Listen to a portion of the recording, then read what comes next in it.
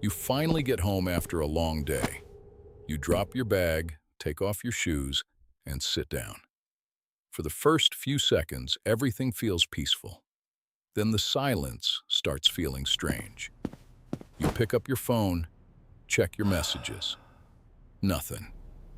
You open social media, scroll for a few seconds, close it, and then open it again. Maybe you're not looking for entertainment. Maybe you're looking for proof that someone is there. Because sometimes, the hardest part about being alone isn't the empty room. It's what the empty room makes you feel about yourself. You finally have an evening with nothing planned. No work, no responsibilities, no one asking anything from you. It should feel peaceful, but somehow it doesn't. You sit by the window and look outside. You see lights glowing in other people's homes, people living their lives, talking, laughing, and suddenly, your own room feels a little too quiet. So your hand reaches for your phone. You scroll through your contacts, wondering who you could message, but you don't actually have anything important to say. You look around for something to distract yourself. Music, a show, your phone, anything that can keep your mind busy for just a little longer. Sometimes this is why you make plans even when you're exhausted. You sit in a crowded cafe, surrounded by people, and still feel an uncomfortable emptiness when nobody is actually connecting with you. You can even be surrounded by hundreds of people and still feel completely alone. Because loneliness isn't always about how many people are around you. Sometimes it's about having no one you feel truly connected to. And that empty seat beside you can suddenly feel louder than the entire crowd. So you start searching everywhere for connection. You check messages, social media, notifications. You keep looking for that tiny signal that says, someone is thinking about me. And the moment your phone lights up, you feel a little better. Even if it's just a random notification, for a second, your attention shifts away from the silence. But then you realize something. The moment the notification disappears, the uncomfortable feeling comes back. That's why you might struggle to focus when you're alone. You open a book, but your mind keeps wandering back to your phone. Because the real problem isn't that you're bored. Your mind may simply have learned that silence is something you need to escape. And this is where things get interesting. You can be standing in the middle of a crowded train station and still feel completely disconnected from everyone around you. You might sit in a crowded cafe and watch people laughing with their friends while a quiet thought appears in your mind. Why don't I have that? And underneath that question, there may be even deeper ones. Does anyone really need me? Would anyone notice if I disappeared? Am I actually important to anyone? So when someone finally responds to your message, you feel that sudden wave of relief. For a moment, you feel wanted again. Maybe a friend comes over. You talk. You Hey laugh. man, come on in. And suddenly, the uncomfortable feeling disappears. And that's why connection can feel so powerful. I'm always here for you. Someone's presence Everything will temporarily be fine. quiets the questions you don't want to ask yourself.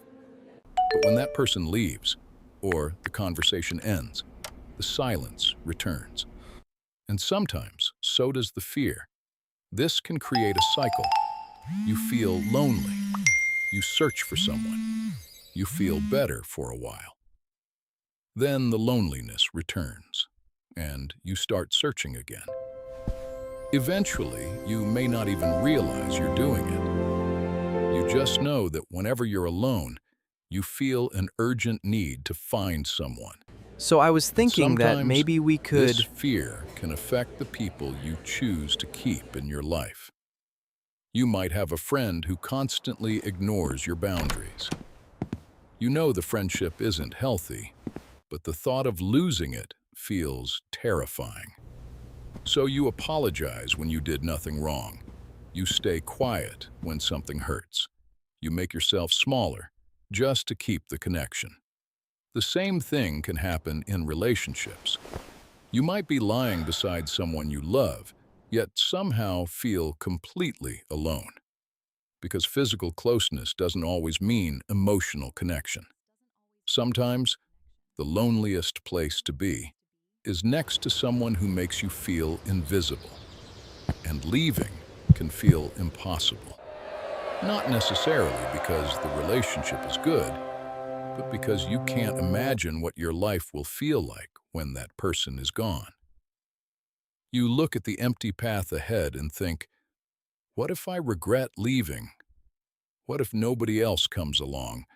And sometimes, you're not just afraid of losing the person. You're afraid of losing the version of yourself that existed because of them. So you choose familiar pain over unfamiliar loneliness. Because even a painful relationship can feel safer than facing an empty room and wondering what comes next, because when the distractions finally disappear, the thoughts you've been avoiding can suddenly become impossible to ignore. You remember old mistakes. You question your choices. You worry about the future. And for a moment, being alone can feel less like freedom and more like being trapped inside your own mind. But instead of immediately escaping that feeling, try something different. Put the phone down. Sit with the discomfort for a moment. Take a walk without needing someone to call. Let your mind notice the world around you without constantly searching for something to fill the silence. At first, it might feel strange, but slowly, your brain begins to learn something important. Being alone isn't dangerous. You can make yourself a meal. Enjoy a quiet evening. Do something simply because you enjoy it, without needing anyone else to be there. You can explore something new.